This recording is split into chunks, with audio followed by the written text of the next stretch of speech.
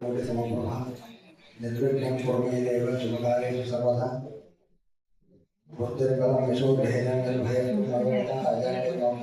हनुमस्मरणात् भवेत् अशेषवाग्यमलाभ्रहृदयेनो नमो स्वप्नस्वात्प्रदायिनि ममेह दुर्वादसुरङ्गनाथके भवत्प्रसन्ना वदने मे श्रीः कल्याणात्मकगात्राय कामितार्थप्रदायिने श्रीमद्वेङ्कटनाथाय श्रीनिवासाय ते नमः।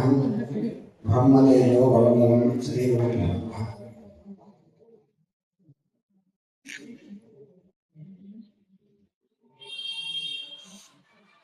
2026 ಮತ್ತು 28ನೇ ಸಾಲಿನ ತಾಲೂಕಾ ಬ್ರಾಹ್ಮಣ ಸಂಘಕ್ಕೆ ಅಧ್ಯಕ್ಷರನ್ನಾಗಿ ಎಲ್ಲರೂ ಸರ್ವಾನುಮತದಿಂದ ಒಂದು ವಿಶೇಷವಾದ ನನ್ನ ಮೇಲೆ ನಂಬಿಕೆ ಇಟ್ಟು ಈ ಸ್ಥಾನಕ್ಕೆ ಆಯ್ಕೆ ಮಾಡಿದ್ರಿ. ಇದು ಅಧ್ಯಕ್ಷ ಸ್ಥಾನ ಅನ್ನೋದೊಂದು ಪದವಿ ಅಲ್ಲ, ಅದೊಂದು ಬಾಧ್ಯತೆ.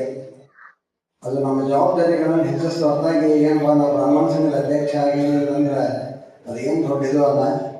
ಸಾಮಾನ್ಯ ಕಾರ್ಯಕರ್ತನಾಗಿ ನಮ್ಮ ನನಗೆ ನೆನಪಿದಂದ್ರೆ ಡಿ ಸಿ ಕೃಪೇಣವ್ರ ಅಧ್ಯಕ್ಷರಾದಾಗ ನಾವು ಒಂದು ಸ್ವಲ್ಪ ಕಾರ್ಯಕರ್ತರಾಗಿ ಅಡ್ಡಾಡಿದ್ವಿ.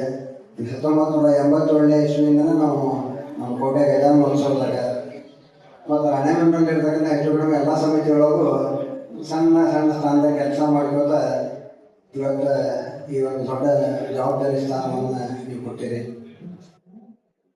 ಮುಖ್ಯವಾಗಿ ನಾನು ಅಧ್ಯಕ್ಷ ಆಗಿ ಏನಿಂತಂದು ಎಲ್ಲರೂ ಹೇಳ್ಕೊಂಡು ಅಡ್ಡಾಡೋದ್ರಿಂದ ಬ್ರಾಹ್ಮಣ ಸಂಘದ ಅಧ್ಯಕ್ಷರು ಹೆಂಗಿರಬೇಕು ಅನ್ನೋದೊಂದು ದೊಡ್ಡ ಜವಾಬ್ದಾರಿ ಇದೆ ನಮಗೆ.